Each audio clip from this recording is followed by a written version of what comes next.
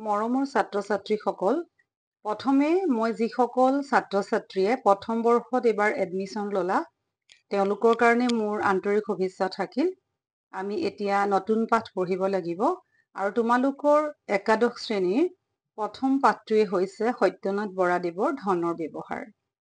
সত্যনাথ বৰাদেৱ আছিল জোনাকী যুগৰ এজন লিখক। তেখেতৰ লিখনিৰ জৰিয়তে সেই সময়ৰ সমাজ ব্যৱস্থাৰ কথাবোৰ জানিব পৰা যায়। যি নহওক, ধনৰ ব্যৱহাৰ পাঠটো আমি পঢ়িবলৈ যাওঁতে আমি কেইটামান খুব সৰু কথা জানিব লাগিব যে ধননো কাক নালাগে বা ধনে মানুহক কি কৰে। তোমালোকে নিশ্চয় জানা যে আমি জীৱনৰ প্ৰত্যেকটো খোজতে ধনৰ প্ৰয়োজন। যেনেকৈ আমাক ৰাতিপুৱা শুৱাৰ পৰা উঠাৰ পৰাই বিজ্ঞানে যেনেকৈ আমাক আৱিষ্কাৰ দিছে, ঠিক তেনেকৈ আমি চকু মেলাৰ পৰাই আমাকো তেনেকে প্ৰতিটো কথাতেই আমাক ধন লাগে। ধন কিয় লাগে? একেবাৰে সহজ কথাত ক'বলৈ গ'লে আমাৰ মৌলিক প্ৰয়োজন অন্ন বস্ত্ৰ বাসস্থান, এইটোৰ কাৰণে আমাক ধনৰ প্ৰয়োজন। গতিকে তাৰ উপৰিও মানুহৰ অভাৱৰ কোনো শেষ নাই। গতিকে আমি জীৱনৰ প্ৰত্যেকটো মুহূৰ্তত পইচাৰ কথা আমাৰ আহে বা আমাক প্ৰত্যেককে ধন লাগে। কিন্তু এই ধনৰ সদব্যৱহাৰ আমি কেনেকৈ কৰিম সেই বিষয়ে তোমালোকে নিশ্চয় জানিব লাগিব। মই তোমালোকক এটা কথাই ক'ব বিচাৰিছো যে আমি ধনৰ জৰিয়তে অভাৱৰ বস্তুখিনি কিনিম ঠিকেই। তোমালোকে এতিয়া এই পাঠত ধনৰ ব্যৱহাৰ পাঠটো পঢ়ি তোমালোকে প্ৰশ্ন উত্তৰহে লিখিবা, কিন্তু মই তোমালোকক কৈছো যে তোমালোকে প্ৰশ্ন উত্তৰ লিখাৰ কথা নহয়, ধনৰ ব্যৱহাৰৰ কথা তোমালোকে জানিব লাগিব। বৰ্তমান সময়ত বা আগতেও ধন এনেকুৱা এটা বিষয় যে আমি ধনটোক কেনেকে ৰাখিব লাগিব আমি আচলতে নাজানো। সেইটো কাৰণে আমি জীৱনত বহুত দুৰ্ভোগ ভুগিবলগীয়া হয়। যেনে আমাৰ ধনৰ এটা ডিচিপ্লিন আছে। তোমালোকে যেনেকে বিদ্যালয়লৈ নিজৰ ইউনিফৰ্ম পিন্ধি সময়ত আহা, স্কুলৰ নিয়মানুবৰ্তিতা বা সময়মতে সময়ানুবৰ্তিতা বা অন্যান্য তোমালোকে যিখিনি নীতি নিয়ম পালন কৰি আহিছা, সেই সকলোখিনি তোমালোকে নিয়ম বুলি কৰিছা। কিন্তু আমাক তেনেকে ধনে একো নিয়ম দিয়া নাই যে আমাক এনেকৈ ৰাখ, সেইকাৰণে আমি ধনৰ ব্যৱহাৰটো বুজি নাপাওঁ। কোনো সময়ত আমি মূল্য দিব লাগে আচলতে সদায় ধনক, কাৰণ ধনৰ জৰিয়তেহে আমি জীৱনৰ প্ৰত্যেকটো কাম কৰিব পাৰিম। তোমালোকে এতিয়া পৰীক্ষালে পঢ়িছা, পঢ়োতে কিতাপখন কিনি আনিছা পইচা দি, বহি কিনিলা পইচা দি, পেন কিনি আনিলা পইচা দি, ইভেন তোমালোকে ব্যৱহাৰ কৰা প্ৰত্যেকটো বস্তু পইচাই দিয়ে কিনিছা। গতিকে মই তোমালোকক কৈছো তোমালোকে পাঠৰ লগতে তোমালোকে আমি যেনেকে ধন কেনেকে ৰাখিব পাৰো তাৰ ব্যৱহাৰ তোমালোকে জানাটো বহুতেই দৰকাৰী কথা। বৰ্তমান সময়ত তোমালোকে বিগত বৰ্ষত 10ম মানত তোমালোকে পাইছিলা যে উদ্যোগী হওঁ আহা। সেই পাঠটো পঢ়িবলৈ যাওঁতে তোমালোকে নিশ্চয় গম পাইছিলা যে কেনেকে উদ্যোগী হয়, তাতো ধনৰ প্ৰয়োজন লাগে। গতিকে আমি যে ধন ৰখাৰ নিয়মখিনি খুব ভালকে জনাটো বহুত দৰকাৰী কথা। ইয়াত সত্যনাথ বৰাদেৱে কৈছিলে যে মানুহক আচলতে আমি ধনৰ যদি সঠিক ব্যৱহাৰ নাজানো তেতিয়াহ'লে আমি সুস্থ বা সুখী জীৱন আমি কেতিয়াও যাপন কৰিব নোৱাৰিম। যদি আমি ধনৰ সঠিক ব্যৱহাৰ জানো তেতিয়াহে আমি সঠিক ৰাস্তাৰে যাব পাৰিম। আৰু আমি সকলো কথাতেই তুমি এনেকে ভাবিব লাগিব যে আমি পইচাটো ক'ত ব্যৱহাৰ কৰিম, কেনেকে ব্যৱহাৰ কৰিম। গতিকে যদিও মই পাঠৰ প্ৰশ্ন তোমালোকৰ লগত ক'ব বিচাৰিছো, তথাপি মই ইয়াৰ জৰিয়তে তোমালোকক ধনৰ ব্যৱহাৰৰ বিষয়ে কেইটামান গুৰুত্বপূৰ্ণ কথা পিছলেও ক'ম, তোমালোকে মনোযোগ দি শুনিবা। এতিয়া ইয়াত তোমালোকৰ পাঠৰ জৰিয়তে কি কৈছে যে সত্যনাথ বৰাদেৱে কৈছে যে সমাজত সকলো কাম কৰিবলৈ ধন লাগে। ধন নথকা লোকসকল দুখী হয়, কাৰণ তেওঁলোকে ভাবে যে ধনী লোকসকল সুখত আছে। আচলতে সেইটো কথা নহয়। সময়ত দেখা যায় উল্টাটো, মানুহে এনে কথাতেই কয় যে ধনীৰ ঘৰত চাবলৈ যাবা, দুখীয়াৰ ঘৰত খাবলৈ যাবা। এনেকুৱা নাই, কাৰণ কি হয় ধনী মানুহৰ ধন থাকে কাৰণে ধনটো কেনেকে খৰচ কৰিব একো বুজি নাপায় আৰু তেওঁলোকে সেই ধনটো চাই থাকি ভাল পায়।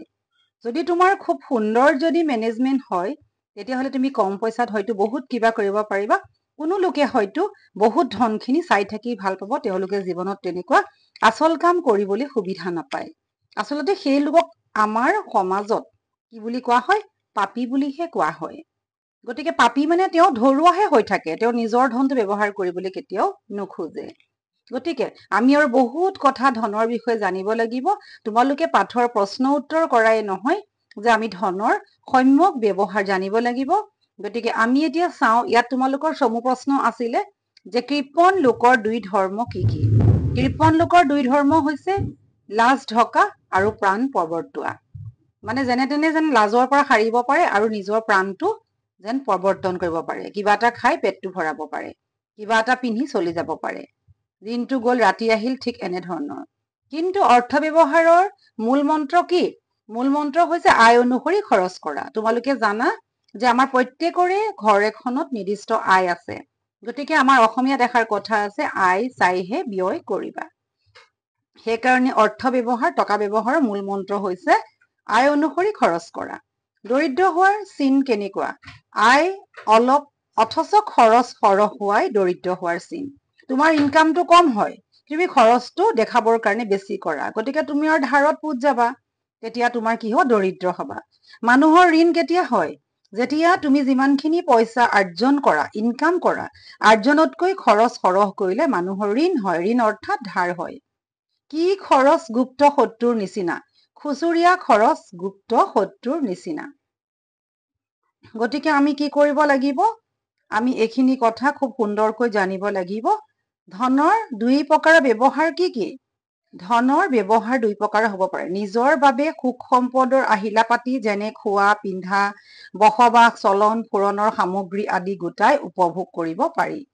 আনহাতে আনৰ উপকাৰ সাধিব পাৰি। তেওঁলোকৰ প্ৰয়োজনীয় ভাত, কাপোৰ, বিদ্যালয়, চিকিৎসালয় বা জীৱন ধাৰণৰ বাদে আন সামগ্ৰী যোগান ধৰিব পাৰি। আমি আনক সহায় কৰো নে নকৰো? সেইখিনি কথা কৈছে। যদি নিজৰ বহুত পইচা হৈ নিজে সুখত থকাৰ পিছতো আমি আনকো কাৰোবাক পঢ়াব পাৰো, কাৰোবাক খোৱা বস্তু যোগাৰ দিব পাৰো, বিদ্যালয়, চিকিৎসালয়ত বা এনেকুৱা আমি ল'ৰা ছোৱালীৰ কাৰণেও খৰচ কৰি বা অন্যান্য আমি পুঁজি দি পেলাইও সেই অনুষ্ঠানবোৰ আগবঢ়াই নিব পাৰো।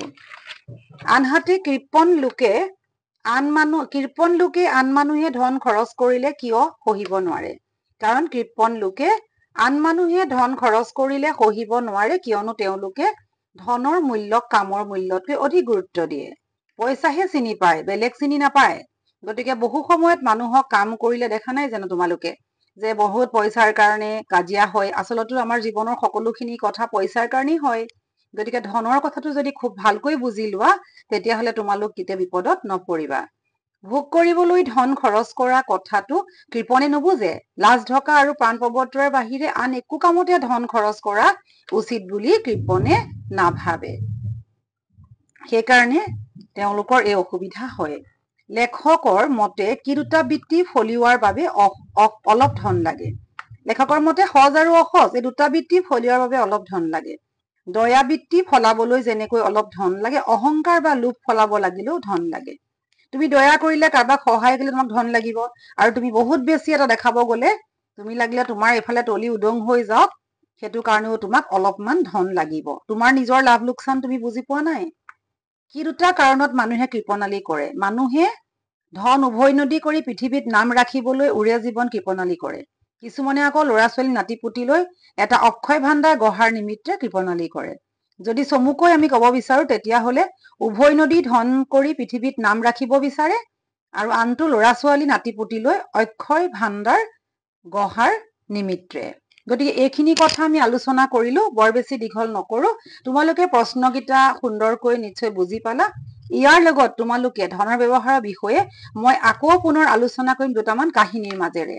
তোমালোকে ভাল লাগিলে লাইক কৰিবা, শ্বেয়াৰ কৰিবা, ছাবস্ক্ৰাইব কৰিবা। কিবা থাকিলে কমেণ্ট কৰি সুধিবা। ধন্যবাদ।